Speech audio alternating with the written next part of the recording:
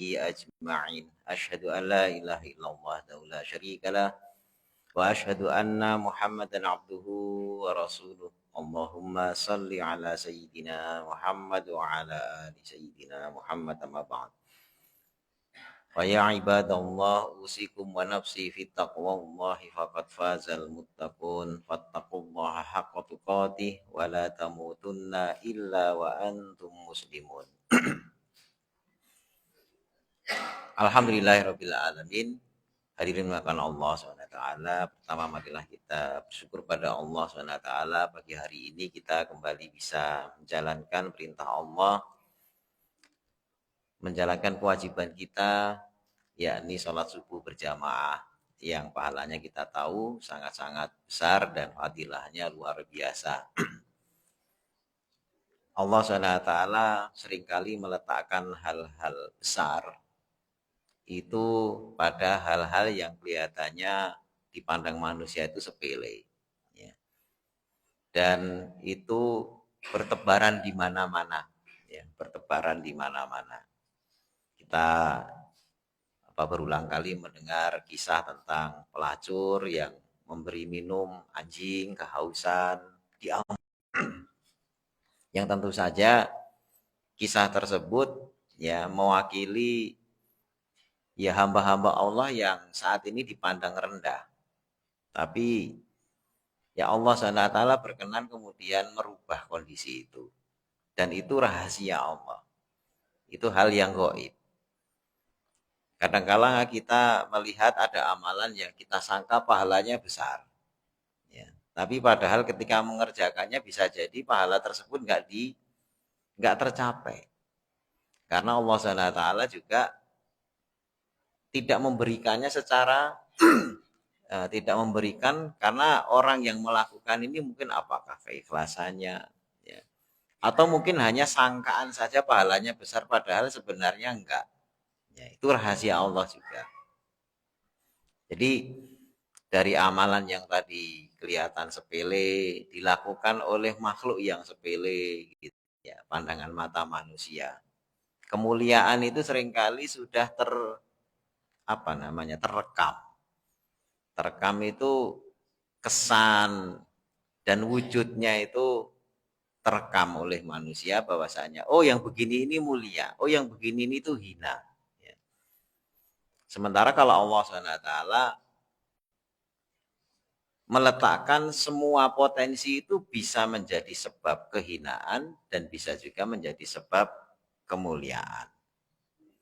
Di tempat-tempat yang ya seringkali dipandang hina oleh manusia, itu kadang banyak kemuliaan. Ya, di tempat-tempat yang seringkali dipandang mulia oleh manusia, seringkali malah justru banyak kehinaan. Kita tahu pasar itu adalah tempat yang dibenci oleh Allah, nah disukai lah gitu ya. Dibencinya bukan karena tempat, tapi sebenarnya karena amalan-amalan yang ada di dalam pasar. Transaksi-transaksinya itu kebanyakan orang murni transaksi dunia. Terus untuk ngejar dunia itu orang seringkali menghalalkan segala cara. Jadi sebenarnya yang dibenci Allah itu.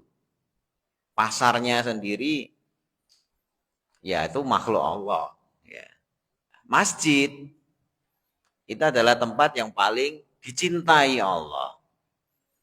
Dicintai kenapa? Karena di situ tempat orang banyak taat. Ya sholat di masjid, zikir di masjid, baca Quran di masjid. Ya. Tapi itu adalah pandangan umum. Pandangan secara umum. Pandangan secara siriah. Ya, secara rahasia, secara ya hanya Allah yang tahu. Bisa jadi di dua tempat itu yang satu dibenci, yang satu disukai, itu terjadi kejadian-kejadian yang sebaliknya. Contoh, Rasulullah SAW pernah bersabda, pedagang yang jujur itu nanti akan dibangkitkan bersama para nabi, ya para orang solihin, ya orang-orang syuhada, ya orang-orang yang mati syahid. Nabi menyebut bukan kiai, bukan ulama begitu, itu udah biasa orang nyebut itu. Nabi menyebut pedagang yang jujur. Ya orang dagang itu kan di mana? Dagang nggak boleh di masjid. Kalau kita dengar ada orang dagang di masjid, suruh mendoakan rugi. Pedagang itu ya sabah pasar gitu ya. Yang namanya pedagang itu mesti tempatnya di pasar. Tempat yang tadi dikatakan menurut hadis yang sahih, yang dibenci Allah. Tapi Nabi bersabda, justru orang yang nanti dibangkitkan ya bersama para nabi, bersama orang-orang yang soleh, bersama orang-orang yang syahid, itu justru pedagang yang jujur. Makanya empat imam mazhab itu kebanyakannya adalah pedagang. Imam Syafi'i itu dagang. Ya, Imam Syafi'i itu Imam Abu Hanifah, apalagi itu penghulu imam yang pertama kali imam mazhab itu Imam Abu Hanifah. Itu pedagang. Ya. Sehingga ya tadi itu seringkali Allah SWT meletakkan tadi kemuliaan-kemuliaan di tempat-tempat yang justru malah ini kok pasar katanya dibenci Allah ini dan lain sebagainya, tapi pedagang di sana. Kemudian Allah SWT juga mengabarkan pada kita dalam satu riwayat. Ini riwayat ini masyhur, gitu. Sahih juga hadisnya di banyak kitab dikutip. Ya. Yang pertama kali dilempar neraka itu siapa? Ya. Itu 3 golongan. Ya, salah. Jadi 3 golongan itu pertama itu adalah ada qori dipanggil. Qori itu ahli Quran. Ini ditanya, kamu baca Quran dulu buat apa ini dan sebagainya, dijawab. Kami ini adalah kami mbak baca Quran dalam rangka ini itu. Ya jawaban-jawaban yang menurut dia itu benar. Yang satunya lagi orang yang fisabilillah, berangkat berjuang fisabilillah. Kamu dulu berjuang ini dalam rangka membela agama Allah gitu ya. Kemudian yang satunya lagi itu orang yang sedekah gitu ya. Sebagian orang yang sedekah. Tiga-tiganya mengatakan, wah ini semuanya lillahi ta'ala. Tapi kemudian Allah bantah. Karena Allah maha tahu melihat isi hati orang. Nah, dijawab, kamu dusta. Kamu bukannya baca Quran biar dikenal orang, begini-begini. Wah ini ahli Quran. Ini orang yang ya dianggap mumpuni lah, orang yang dianggap kiai lah, orang dianggap ini dan sebagainya. Gitu kan. Itu langsung dilempar ke neraka oleh Allah. Jadi yang secara zahir malah itu. Padahal yang tadi pedagang yang tempat berkeliarannya itu di tempat yang dibenci oleh Allah malah dikatakan dibangkitkan bersama Nabi, syuhada dan orang-orang soleh. Tapi yang baca Quran dan sebagainya kita tahu mesti ya tidak akan banyak keluar dari masjid. Ya. Kemudian yang sedekah, dermawan. Oh, kamu dulu biar disangka orang dermawan saja. Kamu biar disangka orang, oh ini orang kaya, makmur, dan sebagainya gitu ya. Terus disangka biar nantinya jadi dermawan. Dan sebagainya. Itu Allah tahu isi hatinya. Kemudian yang satunya lagi kamu ngaku-ngaku membela agama Allah apa? Kamu biar disangka menjadi pemberani, superhero. Gitu ya. Nah inilah yang awal-awal dilempar neraka malah justru itu menurut hadis. Ya, itu para sahabat dengar hadis itu langsung pada nangis. Ya. Jadi hadirin karena Allah SWT. Secara umum, ya secara zahir, memang pasar itu dibenci Allah. Tapi yang sekali lagi yang dibenci itu sebenarnya kebencian kepada satu tempat dan sebagainya itu bukan karena tempatnya, tapi karena perilaku. Ya. Rumah ada dikatakan oleh Allah ada rumah yang hidup, tapi ada juga rumah yang seperti kuburan.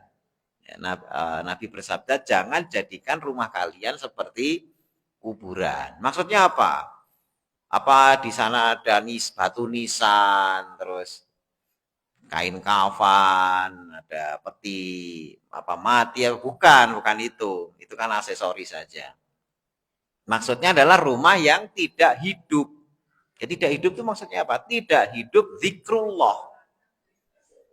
Ya, zikrullahnya apa? Macam-macam zikrullah itu. Ya salah satunya bacaan Quran. Sehingga sholat sunnah itu sebenarnya terbaik itu di rumah. Agar menyisakan bacaan Quran kita itu di rumah. Ya, karena sebaik-baik sholat itu di rumah. Kecuali maktubat. Maktubat itu sholat wajib. Jadi sebaik-baik sholat itu apa? Di rumah. Itu kalimat pentingnya dicatat dulu. Sebelum kata kecuali itu kan sedikit. Ya kecuali kan sedikit. Ya sama seperti semua orang tuh merugi, manusia tuh merugi, kecuali orang beriman. Itu sedikit biasanya. Nah, maka katakan sholat terbaik itu di mana? Di rumah. Ya berarti semua sholat selain sholat wajib yang terbaik dilakukan di mana? Ya di rumah. Sholat malam, ya, sholat duha dan segala macam sholat hajat. Karena agar rumah kita itu hidup tidak seperti kuburan. Jadi tempat itu sebenarnya nggak masalah. Yang jadi masalah itu adalah amalnya. Dan yang terpenting lagi adalah hatinya.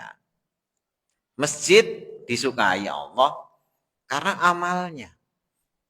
Tapi kalau rumah itu amal-amalannya adalah seperti amalan masjid, rumah itu pun jadi mulia. Ya, berapa banyak yang tadinya itu rumah tapi berubah jadi masjid. Gitu ya. Itu bukan cerita apa nah. Jadi ada bahkan kalau sekarang di Eropa nih, dan itu ngetren. Dulu di Australia, saya masih ingat zaman SMA itu banyak cerita dari Australia. Sekarang ini banyak kan di Eropa, di Inggris terutama. Itu banyak gereja berubah jadi masjid. Gitu ya. Tempatnya sama, tempatnya di situ-situ juga. Ya, tapi kemudian berubah fungsi. Yang tadinya tidak ada zikrullah, ya, kemudian atau zikrullah ada, seperti juga Masjidil Haram. Ya nanti kita akan ceritakan. Masjidil Haram itu tempat yang ya namanya haram, itu dimuliakan. Masjid yang dimuliakan. Tapi Allah SWT sempat murka kepada para pengurusnya karena diisi dengan apa? Berhala. Ya. Dan banyak celaan Al-Quran ini kepada orang-orang penduduk Makkah karena memperlakukan Masjidil Haram itu tidak dengan mulia. Ya, banyak ayat-ayat menyebutkan mereka itu wa ma qadarullah haqqa qadri. Mereka tidak menghormati Allah dengan sebenar-benar penghormatan. Yaitu diulang-ulang di banyak ayat. Surat Al-An'am di lagi bahkan beberapa kali di surat Al-An'am gitu ya. Mereka tidak menghormati Allah dengan sebenar-benar penghormatan. Orang-orang musyrik Makkah diamanai Masjidil Haram yang seharusnya bersih dari syirik malah dihiasi dengan banyak syirik. Ya, tempat yang sama tapi Allah sempat ya bukan mencabut berkahnya tapi tidak menyukai berhala-berhala ada di sana. Akhirnya kemudian dibersihkan oleh Rasulullah Shallallahu Alaihi Wasallam. Jadi problemnya itu bukan masalah kalau nama pasar, masjid, ya ini orang A, orang B dan sebagainya itu semua sebutan yang hanya bisa dilihat secara zahir. Tetapi Allah itu seringkali melihat fungsi dan juga keniatan hati manusia. Ya, sehingga tadi banyak hal-hal ajaib, pahala-pahala besar. Itu Allah letakkan itu justru bukan misalnya dalam zikir, wirid, baca Quran, sholat, bukan. Tapi dalam amalan-amalan yang muamalah antara satu orang dengan orang yang lain. Ya, memudahkan masalah orang. Orang kesulitan ditolong. Itu malah bertebaran, berceceran pahala-pahala besar itu di sana. Ya, sehingga potensi untuk mendapatkan ridho Allah itu lebih mudah malah justru seringkali di luar masjid. Ya, di masjid itu kita sama Allah. Ya, di luar masjid muamalah sama manusia. Tapi muamalah sama manusia itu ya karena memang beratnya. Ya kalau apa namanya sesama manusia itu kan berat, bermuamalah itu kan berat. Dan kita berhasil di sana melakukan banyak kebaikan, itu justru potensi pahalanya berlipat-lipat daripada amalan yang dilakukan di masjid. Dan itu sudah terbukti di banyak riwayat. Makanya di Allah SWT jangan sekali-sekali kita menyepelekan ya amalan-amalan yang justru lebih banyak terkait dengan urusan muamalah. Itu biasanya pahalanya itu tersimpan dan biasanya juga pahalanya itu tidak hanya di akhirat ya, tetapi di dunia pun Allah SWT seringkali sudah menampakkan manfaatnya. Selanjutnya kita buka kemarin surat Al-Fath sampai ayat 24 ya. Tentang peperangan ya yang dilakukan atau serangan yang dilakukan oleh orang kafir di tengah kota Mekah ya yang dipimpin oleh Ikrimah, tapi kemudian kalah Ikrimah sendiri, kemudian malah masuk Islam. Sekarang ayat 25. A'udzubillahi minasyaitonir rajim. Humul ladzina kafaru wa saddukum 'anil masjidil harami wal hadya ma'kufan ay yablugha mahillah walaula rijalun mu'minuna wa nisa'un mu'minatun lam ta'lamuhum an tata'uhum fatusibakum minhum ma'arratum bighairi ilm liyudkhilallahu fi rahmatihi man yasha' law tazayyalu la'azzabna alladhina kafaru minhum 'adzaban alima اجعل الذين كفروا في قلوبهم الحمية حمية الجاهلية فأنزل الله سكينته على رسوله وعلى المؤمنين وألزمهم كلمة التقوى وكانوا أحق بها وأهلها وكان الله بكل شيء عليما. Hum mereka itu alladzina kafaru, orang-orang kafir, wasaddukum 'anil masjidil haram, dan mereka itu menghalangi kalian dari masuk Masjidil Haram. Karena para sahabat ya dan Nabi pengen haji tapi dihalang-halangi masuk Masjidil Haram. Kemudian wal hadiyah, dan juga hadiyu itu sembelihan kurban gitu ya. Ma'kufan yang menghalang, yang terhalang. Artinya mereka itu menghalang-halangi ayyab lugha mahilah, bahwasanya sampai ke tempat sembelihannya. Ya, ditahan agar tidak sampai ke tempat sembelihannya. Kan yang namanya salah satu ritual haji itu kan ya ada sa'i, ada tawaf, ada ini. Nah, salah satunya itu menyembelih binatang hadiyu. Nah, di situ mereka menghalang-halangi. Masuk Masjidil Haram nggak boleh, nyembelih hadiyu juga nggak boleh gitu ya. Ini kelakuan orang musyrik gitu ya. Walaula rijalun mu'minun, dan seandainya kalau tidak rijalun karena ada laki-laki mukminun yang beriman, wanisa mu'minat, dan juga perempuan yang beriman, lam ta'lamuhum yang kalian tidak mengetahui mereka, antata'uhum bahwasanya kalian akan membunuh mereka, fatusibakum minhum ma'arratum bighairi ilm, maka akan menimpa pada kalian itu dari mereka. Dari mereka maksudnya dari orang kalangan orang beriman laki-laki dan perempuan, itu menimpa kalian apa? Ma'arratun. Ma'arratun itu kesulitan, maksudnya itu penyesalan. Bighairi ilm, dengan tanpa ilmu. Ini maksudnya jika bukan karena adanya laki-laki dan perempuan yang kalian tidak tahu. Ya, jadi ada orang kalangan laki-laki perempuan yang beriman, tapi kalian nggak tahu kalau itu beriman. Dan itu campur di kalangan orang-orang musyrik. Nah, terus kalian perang membunuh semua. Padahal di situ yang kumpul di antara orang-orang musyrik itu adalah perempuan yang beriman, laki-laki beriman. Terus akhirnya terbunuh, ikut terbunuh. Antata'uhum bahwasanya kalian itu membunuh mereka. Ya. Maka kemudian menimpa pada kalian karena mereka, minhum itu karena mereka, karena orang-orang yang beriman itu kok kalian bunuh gitu ya. Itu kalian akan menjadi tertimpa apa? Kesulitan. Kesulitan di sini adalah penyesalan. Duh, ternyata iman toh. Wah, enggak tahu.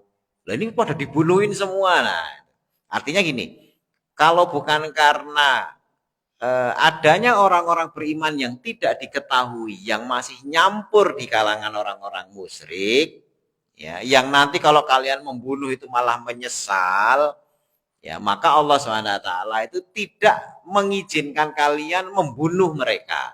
Nah, ini terkait sama ayat yang sebelumnya. Jadi Allah SWT itu kan disebutkan di ayat ke-24 itu wa huwallazi kafa aydiyahum ankum wa aydiyakum anhum. Ya Allah menahan orang musyrik itu tidak membunuh orang beriman dan Allah menahan tangannya orang beriman tidak membunuh orang musyrik.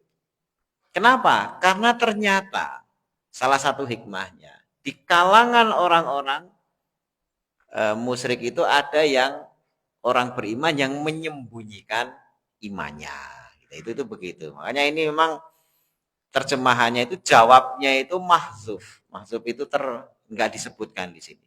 Kalau seandainya ini terus seperti gantung koma gitu ya. Tapi maksudnya kalau seandainya bukan karena adanya orang beriman laki dan perempuan yang kalian nggak tahu kalau mereka itu beriman, terus kalian kemudian membunuh mereka, maka kalian nanti akan tertimpa penyesalan, maksudnya kesulitan setelah membunuh mereka. Karena tanpa ilmu, karena nggak tahu. Di luar ilmu itu karena nggak tahu.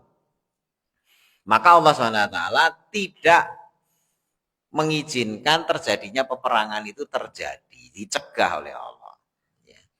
Liyudkhilallahu fi rahmati, agar Allah memasukkan fi rahmatihi, ke dalam rahmatnya, mayyasha, orang yang dia kehendaki. Lau tazayyalu, seandainya itu terpisah, ya kalian itu terpisah itu ya beriman sendiri, musyrik sendiri gitu ya, berpencar gitu ya.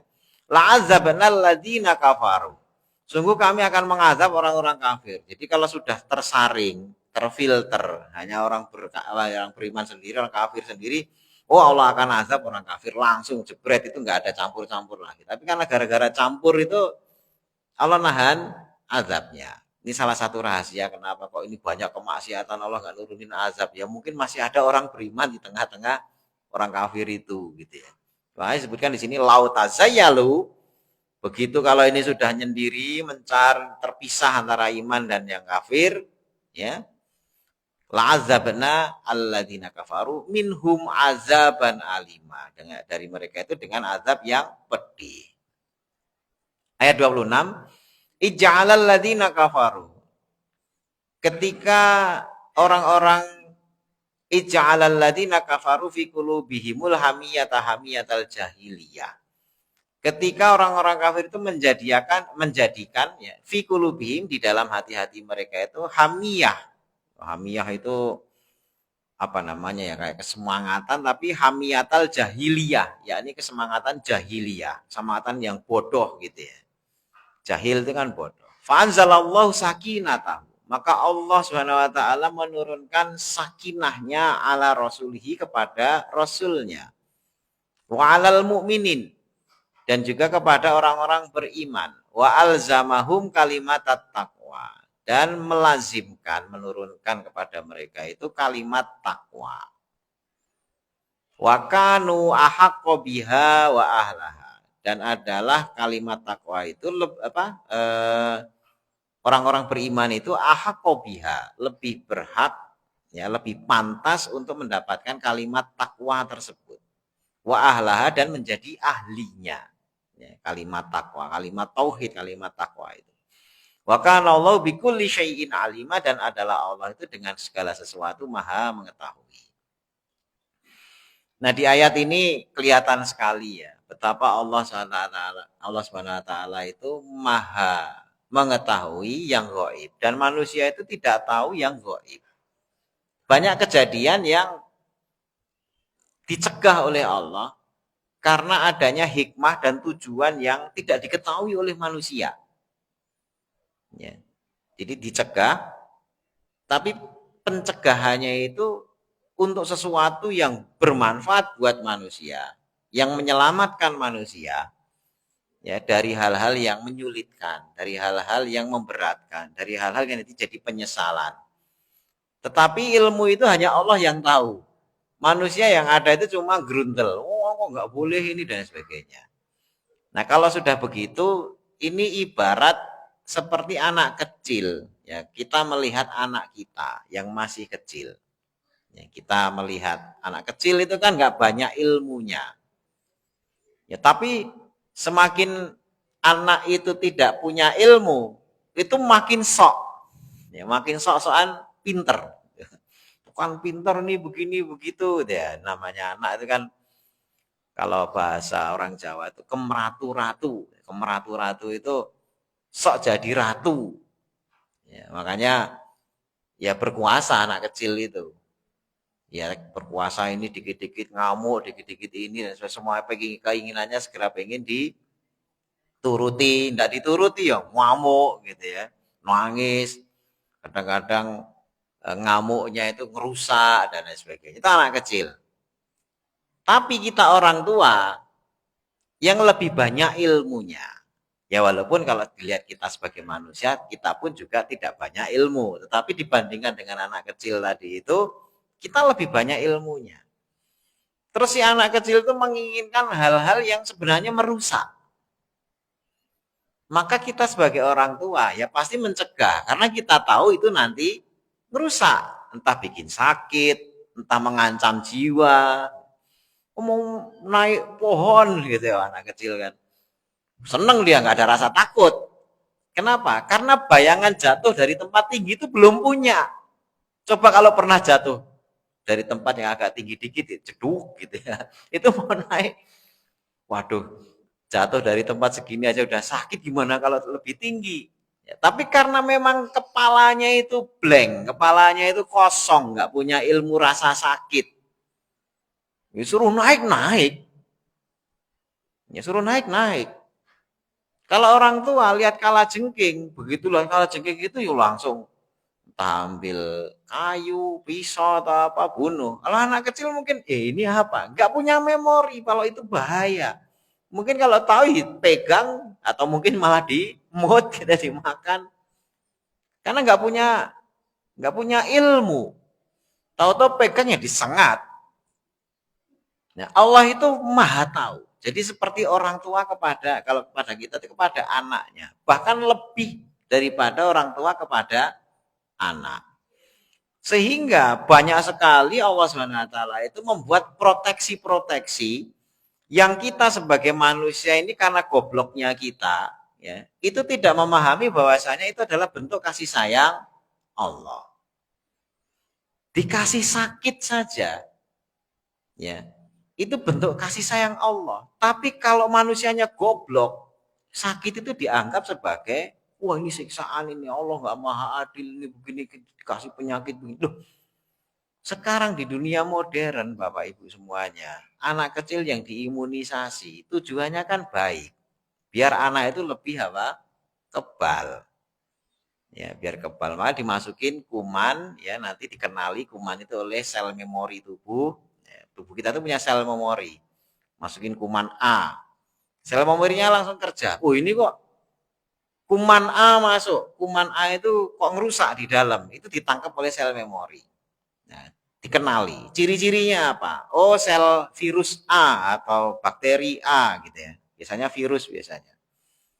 Itu virus A ini sifatnya begini. Gedenya kayak gini, warnanya kayak gini, diapalin semua oleh sel memori kita. Karena dia ngerusak. Anaknya tiba-tiba demam, kulitnya melepuh, ya kemudian gak doyan makan, kemudian ya macam-macam keluhan, nangis rewel. Nah, sel memori kita itu nangkep itu. Terus kalau sudah dikenali, tubuh akhirnya membentuk kekebalan. Nah, dengan kekebalan itu kalau nanti masuk lagi virus A ini, sel memorinya langsung bekerja. Oh, ini oknum yang kemarin nih, ya, penjaga gardu di depan ya Hansip apa itu yang masuk, kok begitu dia masuk kok nyolong gitu ya. Ya, akhirnya dia berikutnya akan jaga-jaga. Begitu dia mau masuk lagi, ini yang kemarin nyolong ya, disikat. Nggak akan masuk. Itu sih prinsip imunisasi itu. Nah, itu kan ketika dimasukkan, ya dokter juga tahu. Ya, perawat, bidan, rumah sakit, puskesmas, apa juga sudah ngasih tahu. Bu, nanti habis disuntik ini sakit. Mesti apa? Panas. Nggak apa-apa, aman. Paling kasih aja turun panas sehari 2 hari, nanti anak ini nanti akan kebal. Ya. Jadi apakah dokter tidak tahu kalau habis itu nanti jadi demam, jadi panas? Tahu. Malah sudah dari awal dikasih tahu. Nanti akan begini-begini. Tapi manfaatnya anak itu nanti sekian tahun kebal dari penyakit itu. Karena sel memorinya sudah aktif. Bahkan dia akan kebal seumur hidup. Karena sel memorinya aktif dan menyimpan, oh ini kemarin yang dimasukin kumannya ini ya, virusnya ini.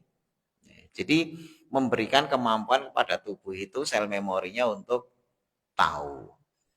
Nah, sama Allah Subhanahu wa taala itu seringkali membuat kita imun ya terhadap gangguan, justru malah dikasih gangguan. Ya kayak kemarin kita bahas, gimana ya biar kita tahan bantingan? Ya harus sering dibanting. Gimana kalau tahan pukul? Ya harus sering dipukul. Lah orang pengen tahan pukul kok nggak pernah dipukul. Ya, orang pengen tahan banting nggak pernah dibanting, gimana ceritanya? Petinju pengen kuat dipukuli, ya harus sering dipukuli. Makanya ada sparring partner. Sparring partnernya tadinya yang lawannya mungkin agak lebih kecil dulu, naik jadi yang lebih apa namanya, lebih yang seimbang, nanti yang lebih kuat gitu ya. Biar apa? Biar kalau dipukul itu tahu rasanya kayak gini. Terus tubuh kita itu menyusun kekuatan otot yang lebih kuat daripada sebelumnya. Karena otot yang pernah dipukul dengan kekuatan besar, ya otot itu akan juga menyimpan memori. Segini ya, kencang amat ya, rusak ini gitu ototnya. Akhirnya dia membentuk otot baru, yang otot baru itu lebih kuat daripada otot sebelumnya. Jadi rasa nyeri, benturan, hantaman itu akan direkam oleh tubuh. Kemudian tubuh itu mengcover, jadi merecovery, ya, membuat sel-sel baru yang lebih kuat daripada sebelumnya. Nah, itulah Allah tujuannya memberikan ujian dan sebagainya kepada manusia agar manusia itu memang akhirnya lebih kuat daripada sebelumnya. Orang tidak akan lebih kuat daripada sebelumnya kalau tidak dikasih ujian yang lebih tinggi. Ya. Bisnismen itu kenapa mahir berbisnis ya karena ngalami jatuh bangun. Modal ini waduh nggak laku ya, waduh bangkrut atau ini dan sebagainya, bangkit lagi gitu ya. Kalau jatuhnya biasa. Ya waktu kita kecil mau bisa jalan saja jatuh berapa kali. Tapi kalau begitu jatuh terus, aduh nggak mau lagi, ya nggak akan bisa jalan seumur hidup. Untungnya, ya, kenapa bayi yang baru mau apa, yang niat berjalan, pengen bisa jalan itu jatuh tetap bangun. Karena rasa ingin tahunya itu dibangun oleh Allah dengan kekuatan yang besar. Jadi pengen ini, jadi keinginan untuk rasa ingin tahunya itu besar sehingga mengalahkan rasa sakit jatuhnya itu. Ya anak kecil naik sepeda, ya belajar naik sepeda, jatuh, gubrak, berdarah-darah, ya. Tapi keinginan untuk bisa segera naik bisa naik sepeda yang dengan itu udah kebayang nanti kemana-mana bahkan naik motor apa itu lebih mudah, itu kebayang kemanfaatannya tuh lebih lebih besar dan kebayang dibandingkan dengan rasa sakitnya, maka rasa sakit itu bisa diabaikan. Jadi kunci bisa bersabar dari ujian Allah, jangan fokus ke rasa sakitnya. Itu orang bodoh itu. Ya, dikasih ujian miskin, dikasih ujian kurang duit, dikasih ujian apa namanya kesulitan yang banyak, kasus dan lain sebagainya. Ya, jangan fokus ke kesulitannya, tapi fokus kepada ini, setelah ini saya akan mendapatkan keuntungan yang besar. Ya, kalau tadi jatuh dari sepeda, dengan itu dia kalau saya menguasai bisa naik sepeda, ya, maka sepeda ini nanti akan bisa mengantar saya lebih cepat. Bisa ke pasar kalau jalan bisa 10 menit, pakai ini ya 2 menit ada nyampe. Itu keuntungan besar sehingga jatuhnya dari sepeda itu ya sepele ya nggak apa-apa. Paling awal-awal aja, habis ini kan keuntungannya terus menerus. Ya, kalau kita memandang ujian Allah seperti itu, maka rahasianya itu ya sudah, orang tidak akan mengeluh dengan ujian. Malah justru tiap kali ada ujian, ini mau naik ini. Ini apa ya? Yang Allah simpan buat saya apa ya nanti ya, gitu ya. Itu fokusnya ke sana. Mesti fokus keuntungan. Tidak mungkin orang dikasih musibah dan sebagainya kok gak ada keuntungannya. Itu Allah gak akan zalim itu. Bahkan kemarin itu yang Profesor Dr. Ali Sya'rawi itu ya ngasih ngasih apa nama ilustrasi. Ketika musibah itu datang, Allah tidak pernah bikin paket itu musibah tok. Turun itu satu paket. Paketnya itu apa? Ini musibah dan ini adalah keuntungan yang besar. Keberkahan rahmat yang besar. Tidak pernah jatuh ini dulu gitu ya, terus baru ini belakangan. Enggak pernah. Ya. Musibah dengan berkah kemuliaan rahmat yang besar ini selalu bareng dan kemuliaan dan apa rahmat Allah itu selalu lebih besar daripada musibahnya. Maka dari itu ayat itu bilang fa inna ma'al usri yusra. Maka sungguhnya bersama kesulitan itu ada kemudian. Jadi turunnya itu bareng. Diturunkan satu paket. Ya kayak kita dikasih paket lah, paket dibuka gitu ya. Kita begitu apa nih busuk gitu ya.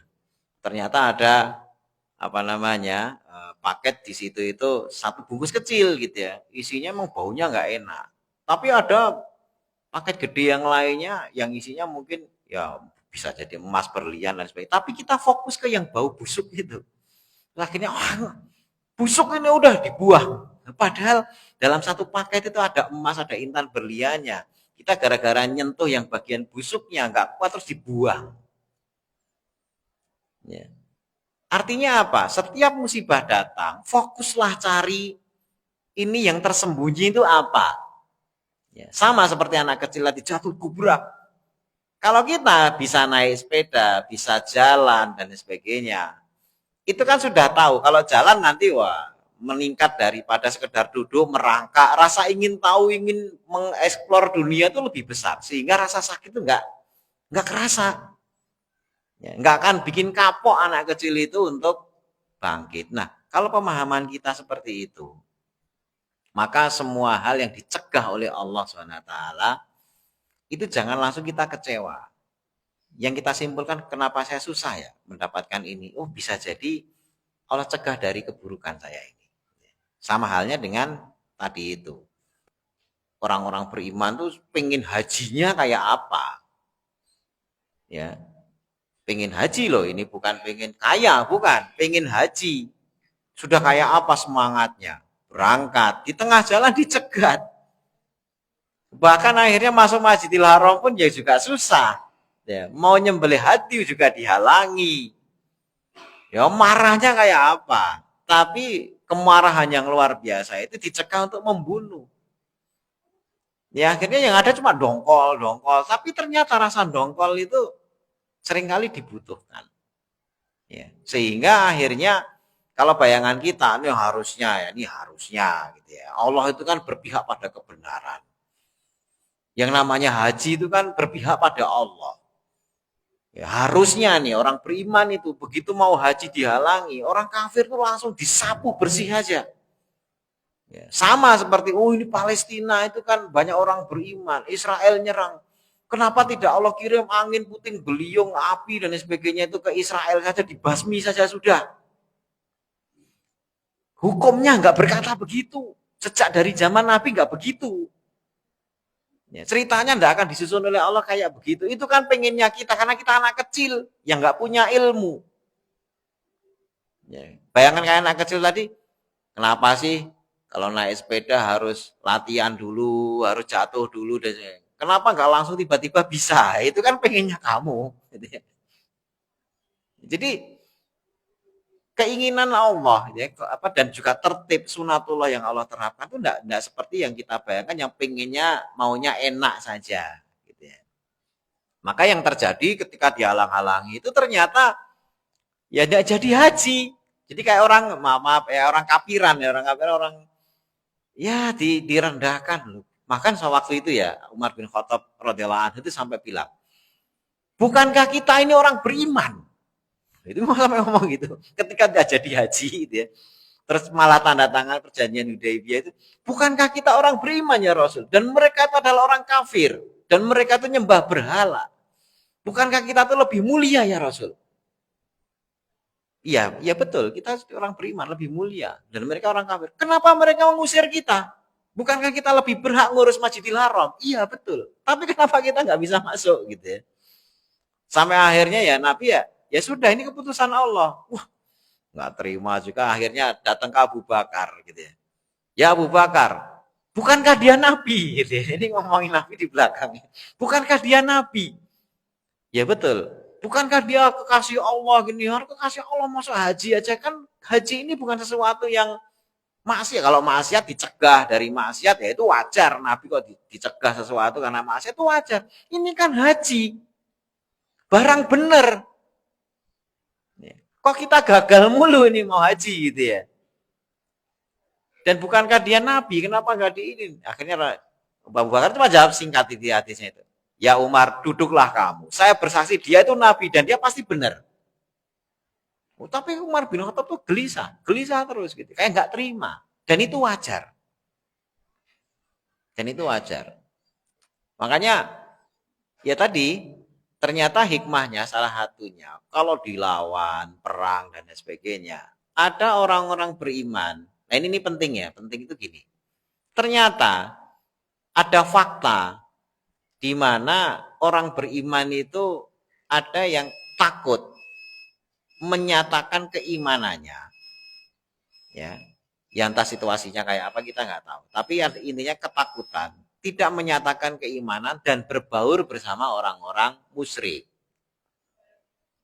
Dan itu ternyata mencegah Allah dari menurunkan azab ya karena adanya orang-orang yang beriman.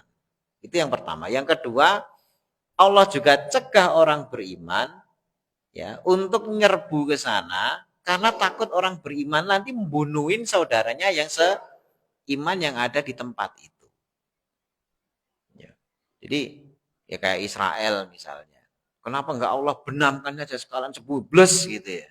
Selesai. Loh, muslimnya di sana itu banyak. Di Israel itu muslim itu ya walaupun tidak mayoritas, sekian persennya itu muslim, warga Israel. Ya, warga Arabnya banyak, muslimnya banyak. Tidak hanya satu. Mungkin kalau dijumlah dengan jumlah sahabat gitu ya. Yang waktu itu beriman di awal-awal Nabi dakwah, lebih banyak kan muslim yang ada di Israel.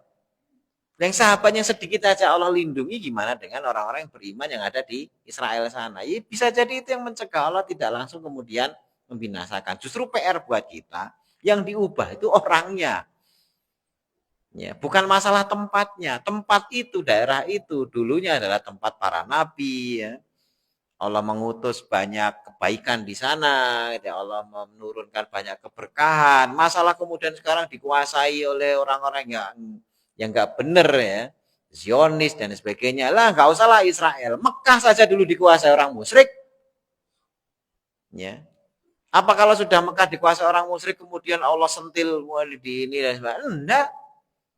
Bertahun-tahun Allah tidak disembah di situ dengan benar. Ya. Apakah kemudian Allah tidak maha kuasa berarti nggak bisa nolong dirinya sendiri? Bukan itu. Ya, bukan itu. Ada sunatullah yang berjalan yang kemudian bisa kita ambil pelajarannya saat ini dengan cara seperti itu. Makanya hadirin Allah SWT, hal-hal yang rahasia seperti ini nih, kita harus berhati-hati dan ini yang menyebabkan hidup kita yang tidak ideal. Ya, karena hidup itu nggak pernah ideal. Ideal itu namanya ide itu kan hanya di kepala. Ya, kalau ke dalam kehidupan sehari-hari itu bukan ideal, tetapi fakta gitu ya. Realita. Ya, bukan ideal lagi, tapi realita. Dan realita itu selalu jauh dari ideal. Nah, biar kita itu bisa menerima realita yang seringkali tidak sama dengan yang ada di ideal kepala kita, yang ada di ide kepala kita, itu Allah menyediakan pirantinya. Pirantinya dua. sabar dan syukur. Ya, ketika sesuatu terjadi tidak sesuai dengan keinginan kita, waduh, haji nggak jadi gitu ya. Nggak pernah bisa haji, nggak pernah bisa bahkan umroh aja gagal gitu ya. Itu kan Nabi ngalami itu gitu ya. Ya Nabi aja ngalami. Nabi haji aja terakhir aja sudah mau meninggal gitu ya. Tidak dari sejak awal haji berulang kali bolak-balik. Ya. Ya seperti orang sekarang ini ada yang dari sejak muda sampai tua haji terus ya karena memang kerjaannya membimbing haji gitu ya. Tiap tahun haji terus. Apakah lebih mulia? Belum tentu. Nabi haji sekali cukup. Tapi menjadi hamba yang paling mulia di sisi Allah. Ya ini ada orang tiap tahun haji. Tiap bulan umroh 2 kali. Ya, itu kan kurang apa coba? Bolak-balik ke sana gitu kan. Artinya, nah ini kita bukan merendahkan ibadahnya, bukan. Tetapi pada prinsipnya itu haji mulia. Gitu. Tapi ketika terhalang dari hal itu, ya maka kita harus melihat tadi itu. Ini kan sesuatu yang tidak ideal. Harusnya kita bisa melaksanakan haji, sholat dengan khusyuk. Karena tidak ideal, kita dikasih 2 piranti tadi itu. Sabar dan syukur. Kalau pas tidak sesuai ya, udahlah sabar. Jadi kita itu bergening, tawar-menawar. Wah nggak ideal gini, ya sudah sabar. Tapi kalau wah ini alhamdulillah mendekati ideal gitu ya. Ya syukur, itu aja. Ya, semuanya ladang untuk bersabar dan semuanya ladang untuk apa? Bersyukur. Jadi nggak ada yang disesali. Maka paket-paket yang dikirimkan oleh Allah dalam bentuk musibah-musibah itu paket kebaikannya langsung kebuka itu. Ya, paket kebaikannya langsung kebuka. Nah, ini hal yang sifatnya memang rahasia Allah. Makanya hadirin Allah SWT gitu ya. Di ayat ini di akhir itu kan disebutkan liyudkhilallahu fi rahmatihi mayyasha. Hal-hal yang rahasia yang kemudian gak terjadi, yang mungkin malah disesali manusia. Oh haji aja sampai nggak jadi dan sebagainya. Itu sebenarnya malah justru ingin memasukkan manusia itu, ya Allah ingin memasukkan manusia ke dalam rahmatnya. Ya, tujuan Allah selalu lebih besar daripada tujuan kita yang karena ilmu kita juga lebih sempit. Karena ilmu kita sempit, maka tidak pernah memahami tujuan besar dari Allah. Kemudian laut tazayalu la'azabannal ladina kafaru minhum azaban alima. Kalau masalah nanti diazab dan sebagainya, kalau gagal di dunia ya mesti akan diazab di akhirat. Itu saja gitu ya. Idealnya kan memang nanti begitu. Sehingga kita bisa menerima apapun keputusan Allah. Sampai di sini dulu dari ayat 5 ayat 26 belum kita jelaskan. Ada yang mau ditanyakan? Ya, silakan Ustaz. Ya.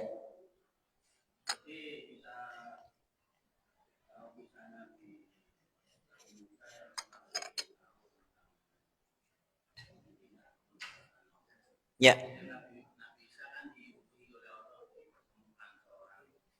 Oh ya. Nabi Khidir.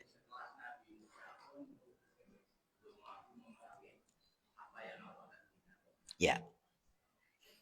Ya, itu pelajaran yang juga bisa kita ambil ya. Sama sebenarnya dengan ini. Di mana Nabi Musa itu benar-benar ya ilmunya adalah ilmu zohir. Ilmu zohir. Dan itu penting karena nantinya buat pelajaran buat yang bukan nabi. Ya, buat yang bukan nabi. Tetapi dikasih silabusnya. Silabusnya itu kurikulumnya. Gini loh. Ya. Kalau kalian yang bukan nabi dikasih contoh yang dari nabi. Tapi dari nabi yang sifatnya zohir. Ya, dia ini dari Nabi Musa yang melihat tiba-tiba ada dicekik, anak kecil di tengah jalan dicekik, ada perahu dirusak, ya. Terus bertamu satu daerah, minta minum aja nggak dikasih, tapi malah ada tembok dibangun, nah gitu-gitu. Itu kan buat Nabi Musa yang awalnya ya pelajaran yang bisa kita ambil. Kita juga niru Nabi, bahwasanya berpikir seperti Nabi Musa, melihat yang zahir itu penting. Melihat yang zahir itu penting. Karena kita bukan nabi yang seperti Nabi Khidir yang bisa melihat gaib. Yang bisa melihat sesuatu yang gaib karena dibukakan pintu kegaiban itu kepada beliau. Nah, artinya fokus kita memang zahir. Dan ketika fokus kepada zahir, kejadian zahir itu ada hal yang tidak kita bisa terima dengan akal kita. Yang ada kita tuh berpasrah. Pendidikannya itu, oh ya sudah. Saya nggak tahu ini endingnya kayak apa. Tetapi pada prinsipnya nanti pasti baik. Gitu aja. Pasti baik gitu aja udah selesai. Oh ini kok berat amat ya hidup ya. Ini jadi begini dihina orang, difitnah, di ini dan sebagainya. Ya sudahlah saya nggak tahu mungkin saya juga kondisi saya itu mungkin masih jelek kali ya, amalan saya masih buruk, tapi saya yakin Allah ngasih ini pasti baik. Itu aja prinsip utamanya. Karena Nabi Musa itu cuma disuruh, ya Musa jika ikut saya gitu ya. Falatas alni ansain hatta udhisalakamin huzikro. Itu pesan Nabi Khidir. Kamu jangan nanya apa-apa sebelum nanti saya sebut hikmahnya. Tapi kan Nabi Musa nggak bisa ternyata 3 kali langsung mulai gitu. Nah kita tuh juga gitu. Ada apa-apa tuh langsung serba seperti Nabi Musa itu. Ya sudah, saya ini udah rajin ibadah, ke masjid rajin, ngaji semua majelis taklim saya datangi, saya nggak pilih-pilih dan lain sebagainya. Terus tapi kayak masih miskin, aja dagang aja sekalinya utang malah bangkrut gitu ya. Itu jadi dikomentari dulu kayak Nabi Musa, udah ya, kamu kalau ada apa-apa jangan komentar ya. Begitu satu kejadian langsung komentar, loh ini kok begini-begini. Lah ya sama, kita tuh masih sama seperti itu. Artinya, itu juga bekal untuk bergening terhadap sesuatu yang tidak ideal. Ya, kan tidak ideal. Naik perahu tiba-tiba dibacok, perahunya sampai bocor itu kan berarti tidak ideal itu. Idealnya ya namanya numpang perahu kok malah dibocori, malah tenggelam, rusak gimana gitu kan. Kan tidak ideal, tapi ternyata hikmahnya ada. Ada anak kecil dibunuh, nggak ideal, orang kok bunuh gitu ya. Tapi karena memang itu skenario-nya begitu.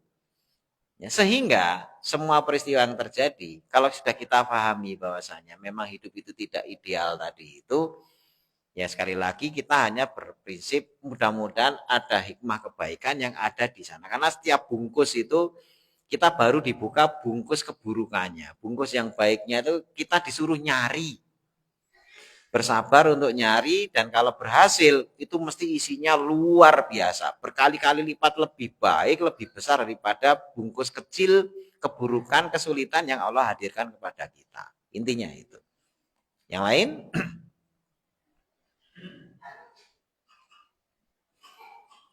Kalau tidak ada, saya kira ini bisa kita pelajari. Mudah-mudahan Allah SWT berikan keistiqomahan untuk selalu belajar dari Al-Quran. Karena ilmunya tidak akan habis kita gali. Ilmu dan hikmahnya tidak akan pernah kering untuk kita terus teguh ilmunya dari Al-Quran ini. Dan yang terpenting adalah bagaimana kita menggunakan ilmu-ilmu ini untuk menghadapi kehidupan kita sehari-hari. Karena ini Quran ini bukan hanya sekedar jadi bahan diskusi, bahan bacaan, tetapi justru membaca Quran yang terbaik itu adalah dalam amal. Ya. Karena selama ini kita hanya mengizinkan lidah kita yang membaca, tangan kita jarang baca Quran, kaki kita jarang baca Quran, ya. Kemudian juga telinga, ya. Seluruh organ badan kita itu harusnya membaca Al-Quran. Yakni menjalankan apa-apa yang di dalam Al-Quran. Kiroah kita itu kiroah seluruh tubuh kita. Nah, tapi setidaknya sudah mau baca, belajar itu sudah satu awal agar nantinya seluruh badan kita bisa menjadi Al-Quran yang berjalan. Allahumma amin. Kita tutup doa kafaraah majelis. Subhanakallahumma bihamdika asyhadu an la ilaha illa anta astaghfiruka wa atubu ilaik. Assalamualaikum warahmatullahi wabarakatuh.